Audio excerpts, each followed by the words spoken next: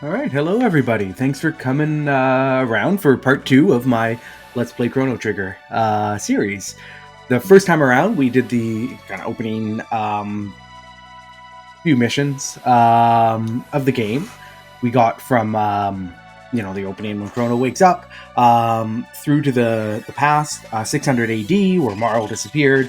We saved her from Yakra, who was masquerading as the Chancellor.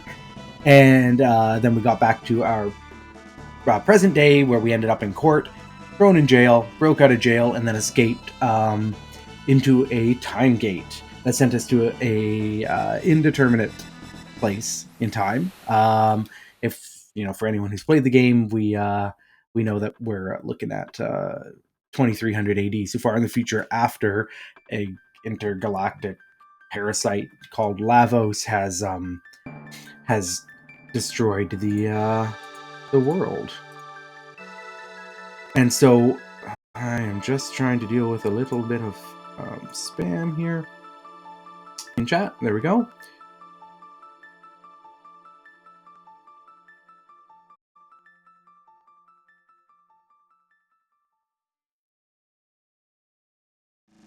All right. And so part 1 you can find as a VOD on YouTube. It's about 50 minutes long, about an hour long.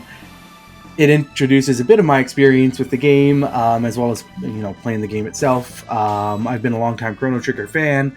It has had a huge influence on me as not just a video game fan, but as a writer and a creator. Last year, I finally published something that I've wanted to write for literally 2 decades, which is a deep dive look into the history of Chrono Trigger and all the people who made it, from the dream team that everybody knows, Hironobu Sakaguchi, Yuji Horii, Akira Toriyama, to other people involved in the project who went on to create some really impressive games on their own in the future as well. The Dream Team moniker doesn't just apply to those big names, which is one of the things I think that makes Chrono Trigger so interesting. So you can find, let me get you a link here to Timeless. It's called Timeless, A History of Chrono Trigger. And it's on Reddit. And you can find it right here.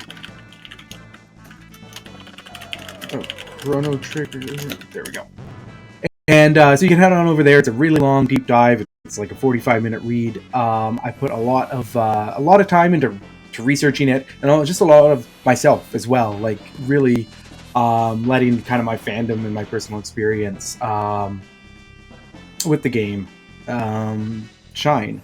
Thanks, Ty, for dropping that link in there. I'm really proud of Timeless, and one of the things that I've been talking about a lot early in the year is that Timeless is eligible for awards. Anything that awards sort of non-fiction or best related work type projects, like the Hugos, which just opened up for nominations. Timeless is something that I feel is a project that, in my opinion, is worth looking at if you're nominating for those sorts of things. So I do hope you enjoy it. I hope you read it, and please share it with friends or family or other fans, other communities you're part of that you think might like it. And with that, let's get into the game. So if you didn't catch part 1 of the stream, I'm using a super maxed out, souped up New Game Plus run of Chrono Trigger. So I have maxed out character levels. I have all the best equipment in the game. So the point of this is to not to do a super deep dive into the game, but to do a quick playthrough. Somewhere in between maybe what a speedrunner would do. I'm certainly not a speedrunner, and a full-on regular Let's Play. I know the game fairly well. I've beat it a lot of times, but at the same time, I might stumble here and there, which is part of the fun. So we've arrived here in the future, about 300 years after the game's opening, and as you can see, it's desolate. It's obviously a post-apocalyptic world that even 300 years after disaster has not managed to get back on its feet in any capacity, which is a problem. There's a few little cool tricks and skips and stuff that I've discovered from watching speedruns, that I'll work on here and there. The beasts there don't react to weapons. There are a few enemies in that area that you can only really damage by using magic. They're the little like oozy acids and stuff. We'll see them in the next area, I believe. And when you're strong on a New Game Plus run, you can just blast through them using your weapons, which is fine. But later on, or in a regular playthrough, you need to kind of rely on your magic a bit more, and that's part of the game, kind of forcing you to start understanding and learning, your character skills and what sort of options you have at hand. Chrono Trigger is not a terribly complex game in terms of its systems. Its skill system is, just set. You learn skills at certain points in the game after getting, AP, I think, ability points. And its battles are relatively straightforward, but of course, one of the things that really kind of makes it unique and stand out against contemporaries is the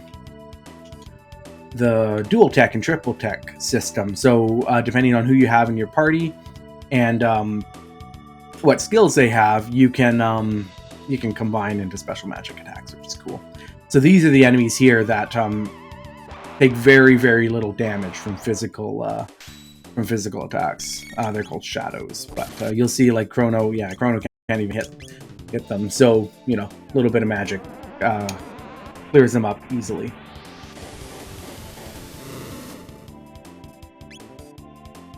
Obviously just did a ton of damage on them. They have low hit points. I think you can... maybe I'm thinking of the different enemies. I can't remember if you can actually fully hit those enemies or not, but with weapons. There are other ones in the factory, the abandoned factory, that I think you can hit with weapons, but you just do very low damage, but they have low hit points, so... one of the nice things about New Game Plus runs is once you have the gold stud, it reduces MP costs by 75%. So you're able to use the best spells in the game for very little MP. You max out at at 99 MP, but when Flare, like Lucca's strongest magical attack, costs 5, you're looking at being able to use it 19 times before you have to fill up. And there's not a dungeon in the game where you're gonna struggle to get through before you have to fill up an MP. Later in the game, you're going to be using elixirs and mega elixirs here and there to top up against bosses and stuff. But you can fill your inventory with those quite easily. This, of course, at this point in the game, we don't have any control over our party members, but this here is my like canon party. Chrono, Lucca, Marl. They're both just really, I like the way that they're integrated in the narrative. I think that Marl is the one that actually is like the principal protagonist in the way that she actively drives forward the narrative. Chrono is obviously just he's strong and he's the hero archetype, and Lucca's just great. Are they the strongest party in the game? No, probably not.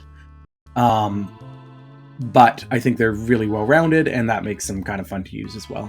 And when you're doing a New Game Plus run, you can pretty much play with any party combination you want. Yeah, exactly, Ty. Like normally at this point in the game, you're using some low level abilities, but in a New Game Plus run, you just spamming Flare or Luminaire or whatever you've got on you, and it's pretty funny. I think you can just use Luminaire on most of the bosses for at least the first half of the game and one-shot them. So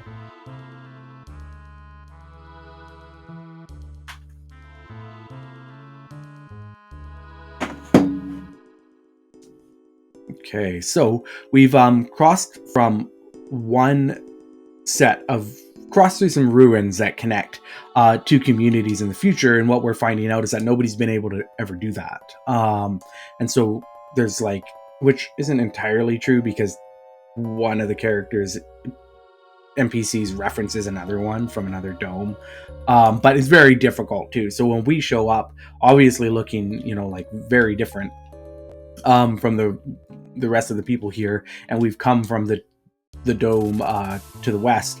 That really kind of stands out to everybody who lives here.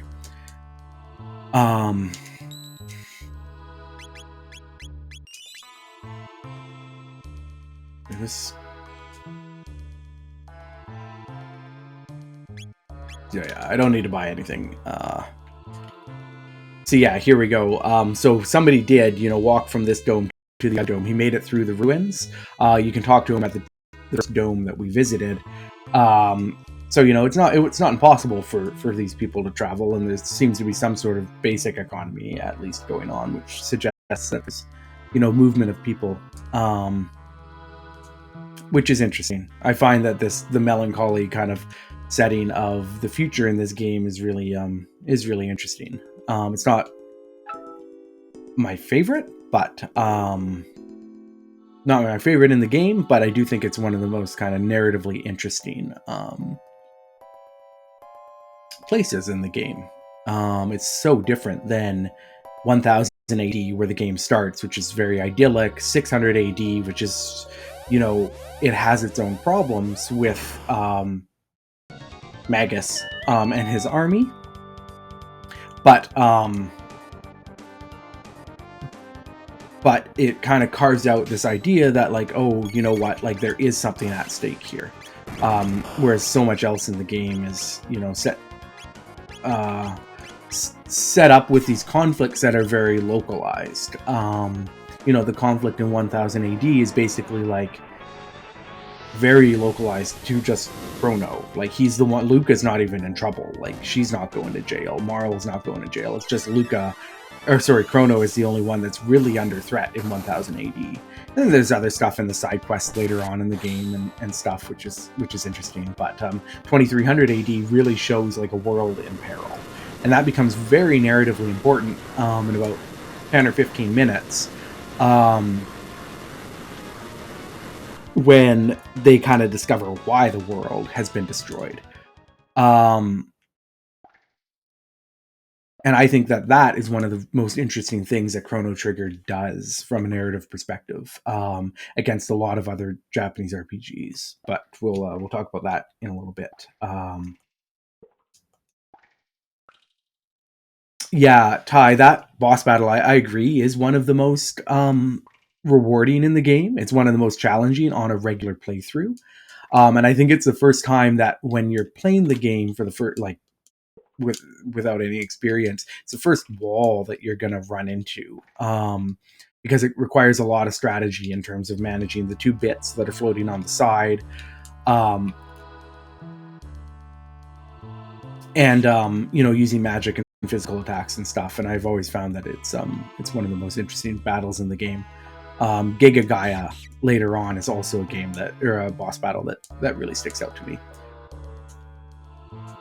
So I had to catch this rat to get a password, which allows me to go into the other door over here. You hold L and R and press A.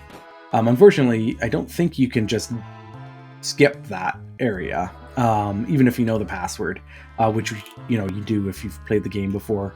You can't just put the password in and skip that boss battle, but you need to get the seed anyway to help out the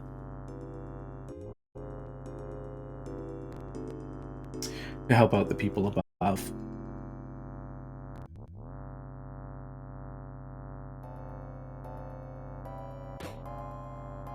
So here we go. This is when, in my opinion, Chrono Trigger's story just really takes off and starts to separate itself and become incredibly compelling. And it's not because of just this idea of like a monster from space destroying the world. Yeah, I know. I'm always bummed when it doesn't work on New Game Plus as well, being able to skip that being able to skip that part of the dungeon, but it is what it is. So this is a point where Chrono and Luca and Marl, they're trying to use the computer to find out where they might find another time gate. But then, in just a moment, we see them stumble into a clip of Lavos destroying the world. And what's interesting to me about this is that in a lot of Japanese RPGs in particular, but also like fantasy adventure fiction, the story and the plot come after the main characters. They're thrust into a situation where they have no choice but to take part. Chrono Trigger is different. Up until this point, Chrono and Marl and Luca have sort of like stumbled through a few different plot points, and Chrono is sort of put into some conflict when he's arrested. And then they have to kind of flee that situation to come to the future. But once they get here, their goal right now is just to get home. So they're going to go home to 1000 AD. That's what they want to do. They want to get back, restore their previous lifestyle. Marl goes back to being, a discontent princess. Luca invents things. Chrono, lifts weights. And then the game would be over. They live in 1000 AD. It's a time of peace. It's idyllic. There's no conflict. Everybody lives a pretty good life. Marl is not happy with her home life, but she lives a life of extreme privilege, which makes her decision here really interesting. She sees that Lavos is destroying the world, and what happens now is that she takes on the burden of Lavos' arrival herself. She's born into this place of immense privilege. She could just go home and live a great life. That's it. They could go to the gate, they could go home and say, you know what, 1,000 years in the future, what can we do? But that's not good enough for Marl. And she takes the opportunity to say, we need to save this world. We need to save our world. We need to put our lives, our livelihood on the line and risk ourselves, because that's the right thing to do. We must change history, just like Chrono did when he saved me. And to me, that kind of selfless gesture from Marl is just so compelling. They don't have to take part in the plot right now. But that active engagement is just so unusual in games like this. And, I don't want every game to be like that. I like games like Final Fantasy VI, where the plot, is like a rolling avalanche and, there is no point to exit. But this just makes Chrono Trigger interesting. Having an active party makes me want to save the world just like them. Conflict so often in games is about what's going to happen negatively to the party themselves, but not in Chrono Trigger, and that's really really interesting. The game, in its second half, eventually, brings in personal conflict for everybody. Every character more or less has their own subplot that has some sort of personal conflict that has to be resolved, and that's all compelling.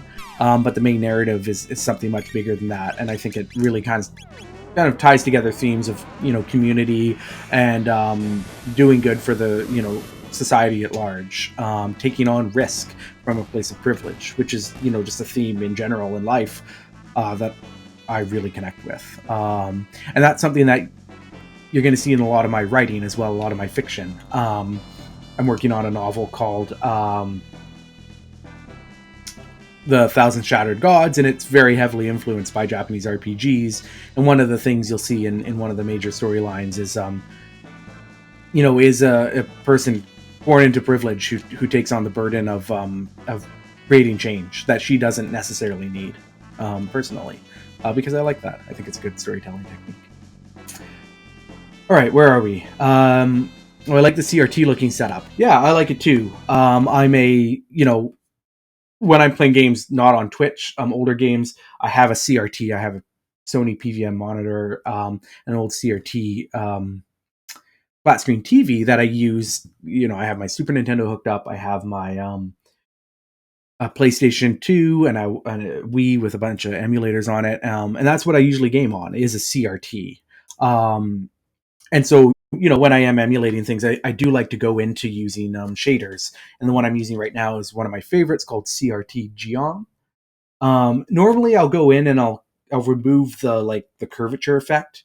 Because I'm not super keen on that, though my preference is curved CRTs over flat CRTs. But I do like the scanline effect, and I think CRT Geom is a really good middle ground between a really nice effect without taxing your computer too much.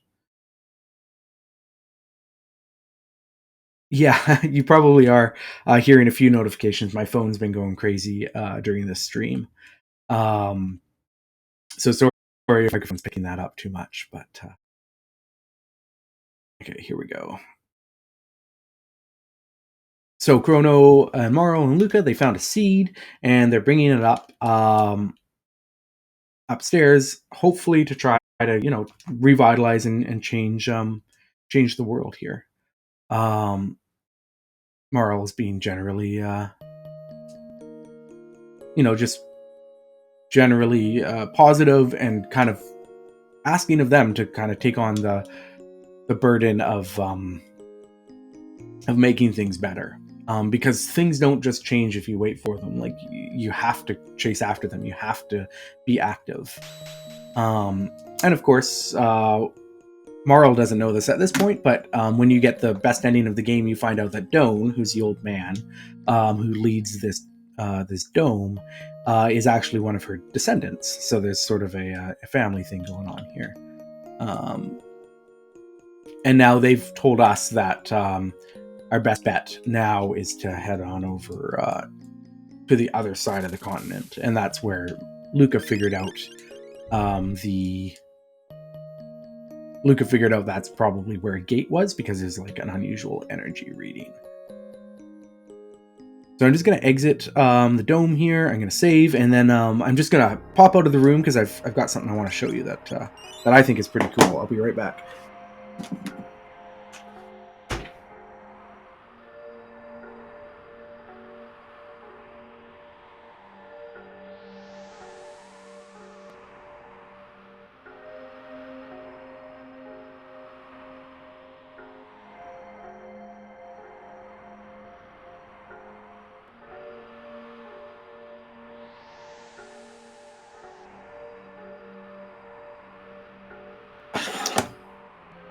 Hello, I'm back.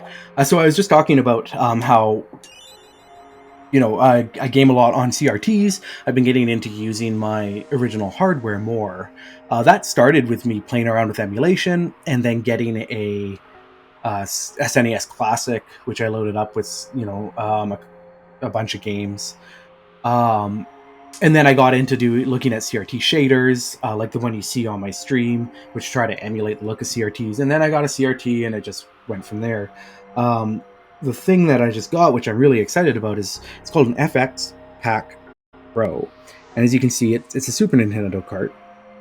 But inside of it isn't just a game. It's an FPGA chip that has the processing power to read ROMs off of a little memory card, a little SD card, and what it does is it reads the ROMs into the FPGA, and then it outputs to your Super Nintendo, like your regular Super Nintendo, the one you had as a kid, and then reads those ROMs as though they're the actual physical cart themselves. And so this is a way to have access to like a lot of different games without having to change your carts. And like you can see behind me here, I have a ton of Super Nintendo carts, stuff I bought recently, stuff that I've had since I was a kid, and that's cool. I love gaming on that, but having access to everything just in one cart is so great. And it also allows me to play stuff like, ROM hacks, fan translations, or, Final Fantasy VI Brave New World, which has a ton of quality of life features, right on my Super Nintendo, on my CRT, instead of having to rely on emulation, which is imperfect. Yeah, so it is kind of like combining a Raspberry Pi with an SNES cart, except that it's like, this is something that's been like hand designed by somebody to not just emulate, like it doesn't pretend to be a Super NES cart, it outputs as a Super NES cart. So with a Raspberry Pi, you're going to be, it's a CPU that's then emulating a Super Nintendo game. This outputs a Super Nintendo game. And so like when you're playing on your Super Nintendo, your console can't tell the difference between, this outputting Link to the Past or this outputting Link to the Past. So you're getting perfect gameplay. Unlike emulation, which can, like Super Nintendo emulation has come off a long way, and some of Nier's work on his emulators, like Higan BSNES, is incredible. But nothing quite beats playing on original hardware, and that's what the FX Pack Pro allows you to do. And one of the other cool features that I was just playing around with yesterday and still working on getting set up is it includes save states. So I can be playing on my Super Nintendo and not having to hunt down save spots, in case I all of a sudden have to go pick up my kid from school or dinner's ready or whatever. I can actually just create a save state on my Super Nintendo, which is just amazing to me. Save states through emulation is actually what allowed me to get back into playing old RPGs, because as an adult with a full-time job, all my writing on the side, streaming, having 2 little kids, and all of that, I don't have the same ability to just sit down and just play at leisure the way I did as a teenager. As a teen in high school, if there was 45 minutes between save spots, no problem. As an adult, right now, and at this stage of my life, I just can't do that. So save states allowed me to be able to pick up and play games whenever I could and for however long I could. And so that's where emulation's been really good in allowing me to get back into Super Nintendo games. But now being able to actually do that on my Super Nintendo, just save my state wherever I am and boot it up when I get back to gaming later that day, the next day, a week later, it's incredible. So just the level of technology and advancement in terms of options for gamers is amazing to me, and I can't wait to see how much further stuff like FPGA technology goes over the next few years. Okay, let's get back onto this. I think we can probably get through, sitting at 30 minutes right now, half an hour, so I think we can probably get through the factory, I bet, before I have to wrap up. I think that'll be a good point. I think we could probably get ourselves to the end of time. And now this is a random character, Johnny. I know Ty Don Cuervo, who is in chat, has a connection to this guy. He doesn't really do anything. There are some assets in the game that kind of show that he was maybe at some point going to play a larger role in the game. As it is, you basically you can race him here. To get to the other side of these ruins. And that's really all you do. You can fight him as a boss character in the sequel, Chrono Cross. But there's nothing else that he really does otherwise. But I think you have to race him the first time.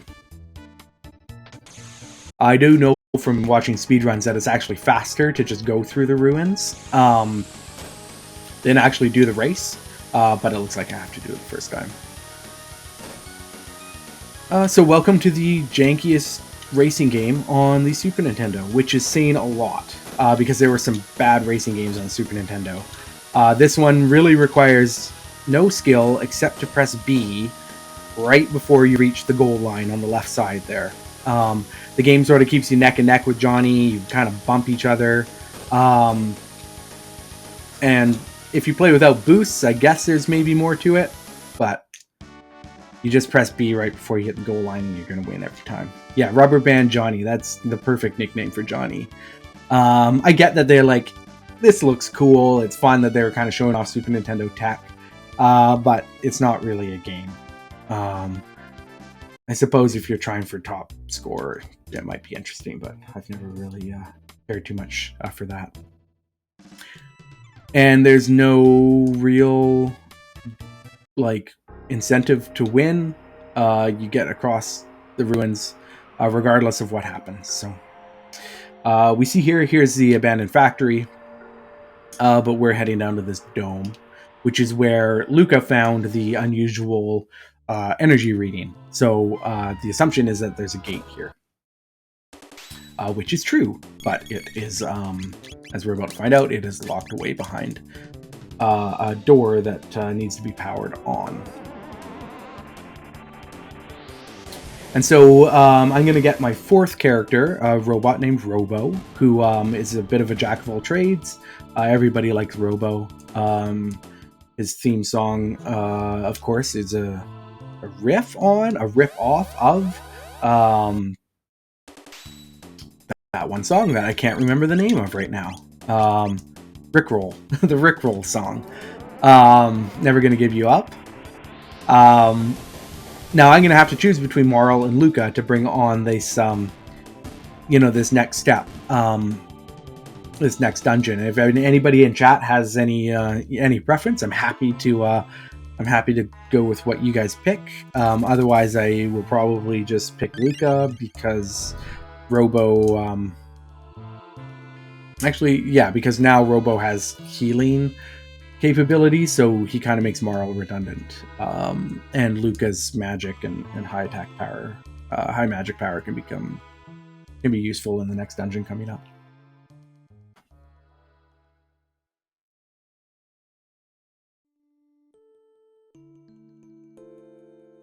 This is a nice little sweet moment where you kind of find out a lot more about Luca.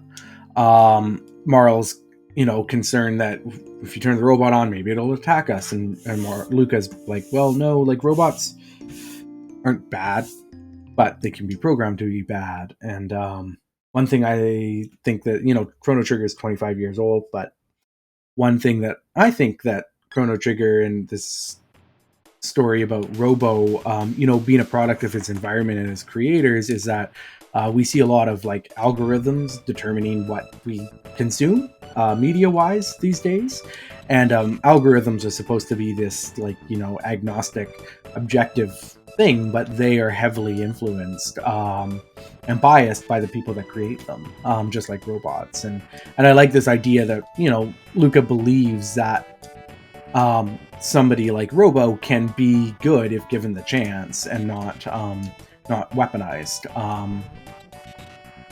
like some of the other robots in the future.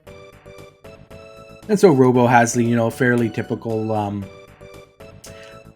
story in Chrono Trigger about figuring out what it means to be sentient and alive, and what it means to be a robot that doesn't have a purpose. And that comes up a lot more later on in the game, but also in this next dungeon we see one of the kind of most tragic and touching moments in the game happens when Robo meets some of the other robots that he used to kind of work with.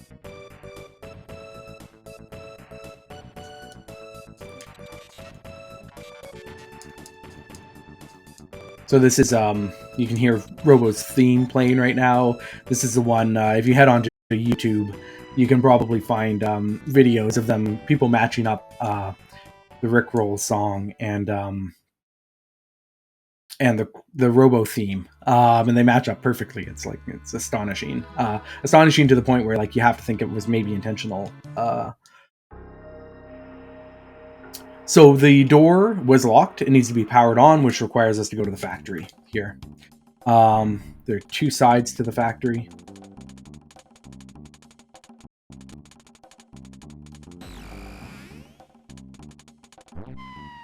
And here we're fighting the acids, which are similar to the other enemies that we were fighting in the earlier ruins that have really high physical defense, but you can actually hit these ones.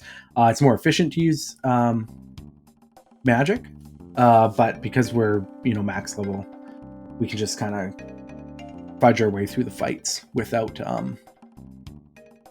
having to worry too much about physical defense. So this is one of the dungeons in the game where I always get lost. No matter how many times I've played it, I can never seem to remember the order in which to do things, where all the different, doors and things are. So bear with me as I stumble along here.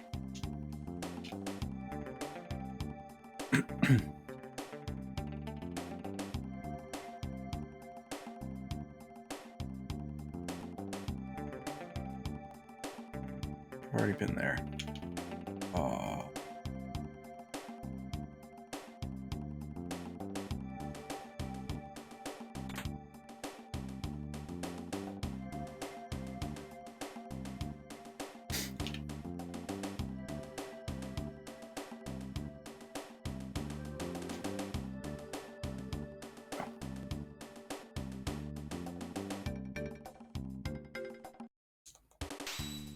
So we've just got sort of a little, it's not a boss rush, it's like an enemy rush, with enemy encounters that just get progressively more challenging. None of them are going to cause me any problems in a New Game Plus run. But, in a regular playthrough, it does require you to sort of manage your assets a little more than the game usually asks you to.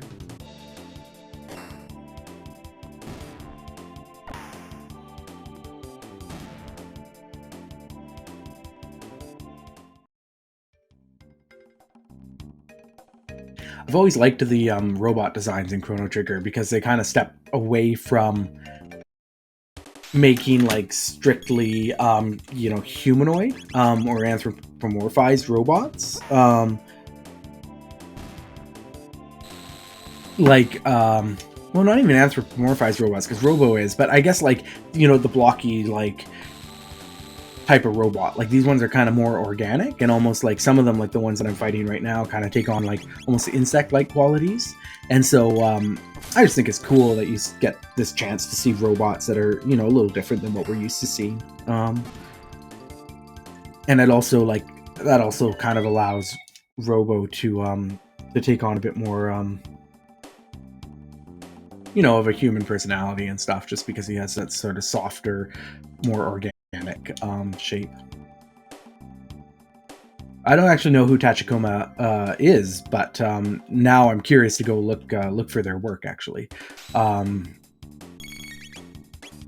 because that's definitely a selling point. If their work is sort of similar to what Akira Toriyama did for this game. Oh, okay, yeah, there we go. That totally makes sense. The spider robots from Ghost in the Shell. That's a great comparison. One thing about Chrono Trigger is, like, Akira Toriyama is credited, as creating the look of the game.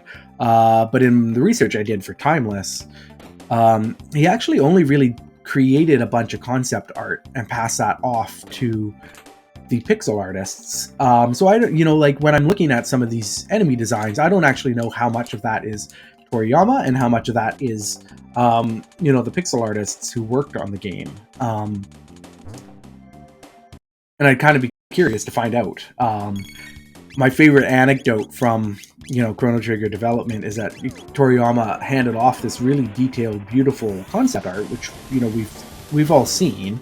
It was posters in the original. They're included as posters in the original game box and stuff. But a lot of the characters he only drew from the front. And so the pixel artists kind of had to interpret what those characters might look like from behind. Typically you'd have character concept art that would show you the character from all different angles, in different poses and stuff like that, and that would give the the pixel artists everything that they needed to actually implement them in the game. But Toriyama sort of handed off a bunch of beautiful work, but not super comprehensive work. And so, as much as he's credited for like the look and feel of the game, and obviously his style is very strong, he's not not the only one that deserves credit for the look and feel of the game.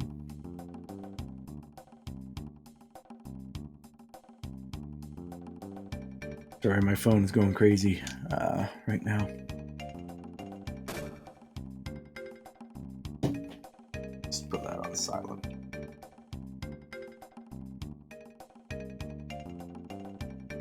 So right now I'm using this mechanical arm to move some barrels. And one thing, I've played Chrono Trigger a million times, and one thing, and I always figure out new things and discover new things. And I always kind of thought that you can see the mechanical arm, it has like a little antenna pointing up off the top. I always thought that was just like a cable, and it was too thin for us to see, or they just didn't render it in the pixel art. But it was only the last time I played the game on the Nintendo DS that I realized it's like a remote control. So the antenna is like, a remote control antenna, and it floats around untethered, which I thought was kind of fun.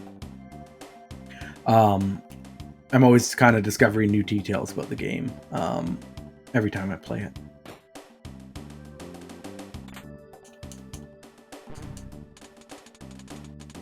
So I don't know if you actually... So the game, like right now, I'm getting a password Zaby, X-A-B-Y. And that's going to be used in the other side of the factory, in the laboratory area. I don't actually know how necessary it is, though, like to come over here. I know that in the other area that we just passed through before we found out, the story of Lavos, I couldn't just like budget and use, the password that I already knew about. To skip an area. For some reason, I feel like you can here, that I could have just gone straight to the laboratory and used the password XABY to skip a bit of the game. But one of the things I noticing that's always kind of drove me crazy is that I'm on this conveyor belt with these other robots, but for some reason I move faster than they do, even though we're on the same conveyor belt. Like, it doesn't make any sense. But it's obviously just there to make you have to engage a little bit more with that part of the game. All right, so we're about halfway through the factory now. We're through the factory part, and we're going on to the laboratory part.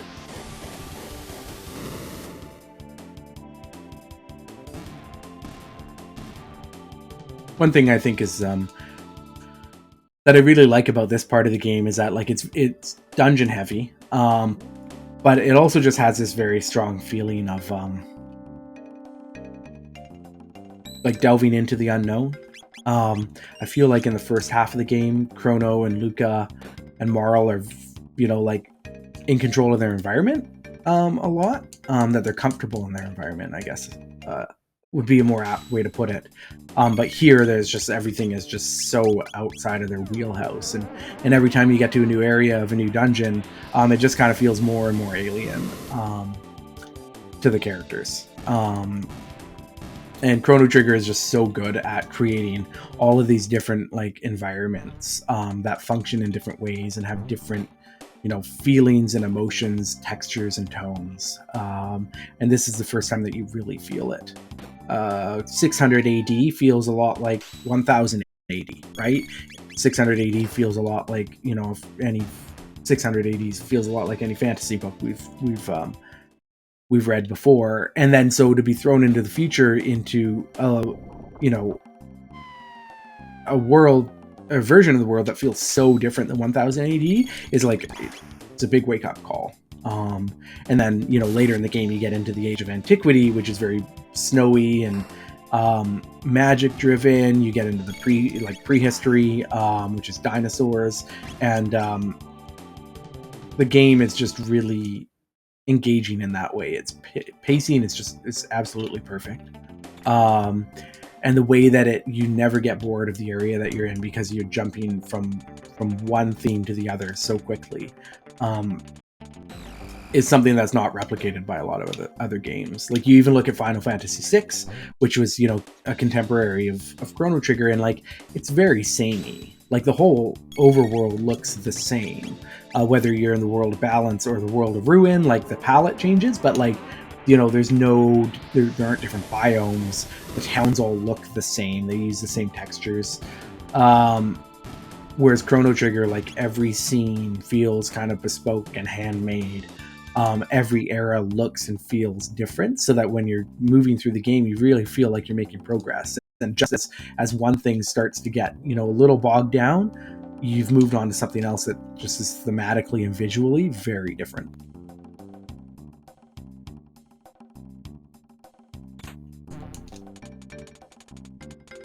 So this is where I have to use the password.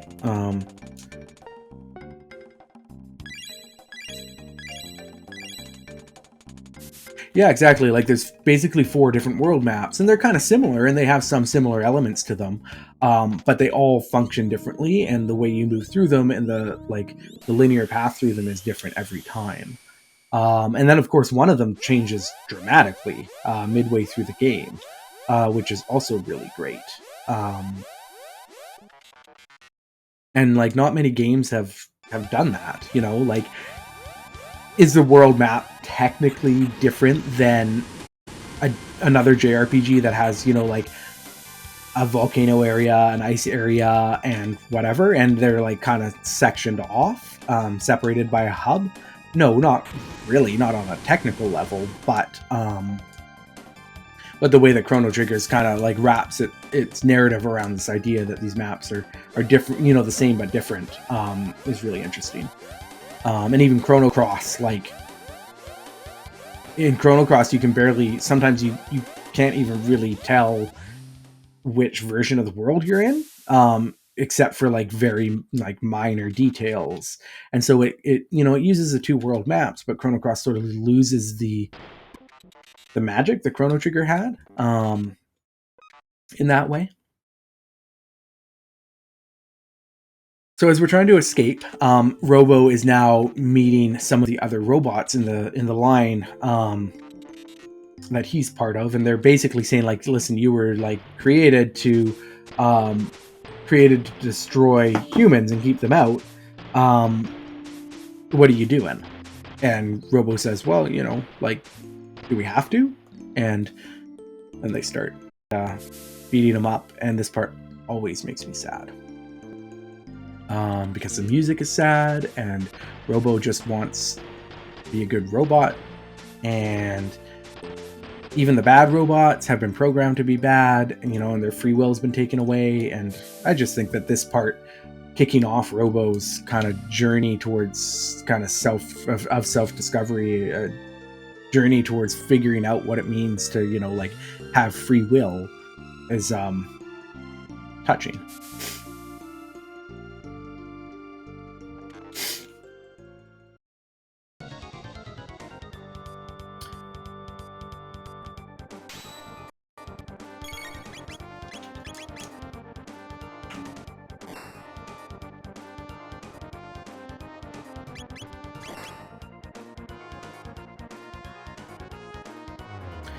And so this can be a bit of a challenging battle if you're playing a regular game, but obviously in New Game Plus, it's quite straightforward.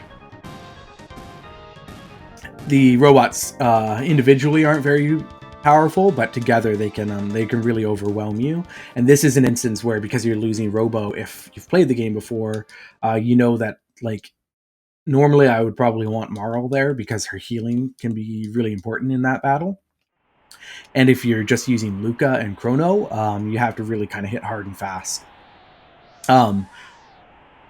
Otherwise, you might run into a bit of trouble if the robots get kind of ahead of you.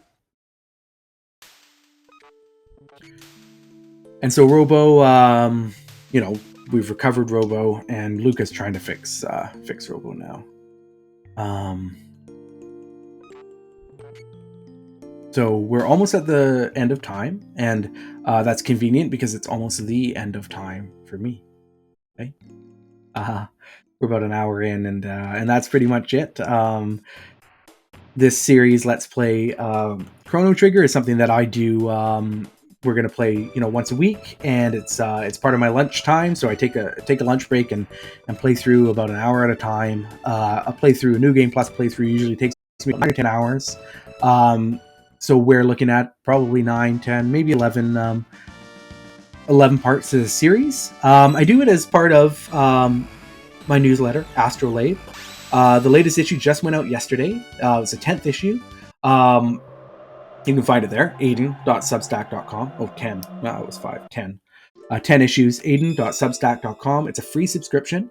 And I use it to talk about all sorts of things from, writing to fan culture to gaming to books I'm loving and everything in between. One of the regular columns, if you're enjoying this playthrough of Chrono Trigger, one of the regular columns that I do is called Late to the Party. And every issue, I go onto Twitter and I poll my followers, and they pick a game for me to play on stream. It's usually a game I've either never played before or haven't played for a long time. And so the idea is for me to, take a chance on a game and give first impressions on screen, with all of you.